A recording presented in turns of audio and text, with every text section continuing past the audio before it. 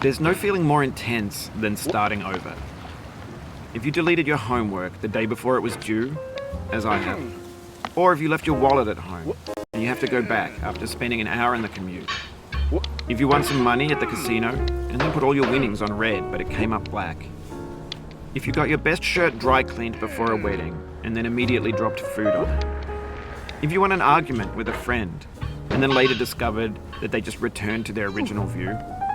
Starting over is harder than starting up. If you're not ready for that, like if you've already had a bad day, then what you're about to go through might be too much. Feel free to go away and come back. I'll be here. Alright, thanks for coming with me on this trip. I'll understand if you have to take a break at any point. Just find a safe place to stop and quit the game. And don't worry, I'll save your progress, always, even your mistakes. This game is a homage to a free game that came out in 2002, titled Sexy Hiking. The author of that game was Jazuo, a mysterious Czech designer who was known at the time as the father of B games. And B games are rough assemblages of found objects. Designers slap them together very quickly and freely, and they're often too rough and unfriendly to gain much of a following.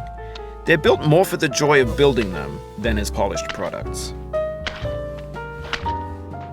In a certain way, Sexy Hiking is the perfect embodiment of a B game.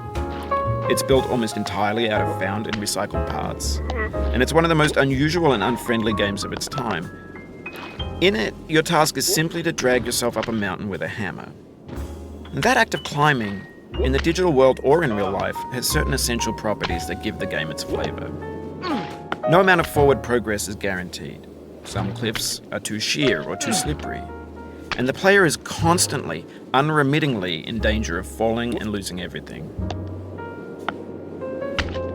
Anyway, when you start Sexy Hiking, you're standing next to this dead tree that blocks the way to the entire rest of the game. It might take you an hour to get over that tree, and a lot of people never got past it. You prod and you poke at it, exploring the limits of your reach and your strength, trying to find a way up and over. And there's a sense of truth in that lack of compromise. Most obstacles in video game worlds are fake. You can be completely confident in your ability to get through them once you have the correct method or the correct equipment or just by spending enough time. In that sense, every pixelated obstacle in Sexy Hiking is real. The obstacles in Sexy Hiking are unyielding, and that makes the game uniquely frustrating. But I'm not sure Jazuo intended to make a frustrating game. The frustration is just essential to the act of climbing, and it's authentic to the process of building a game about climbing. A funny thing happened to me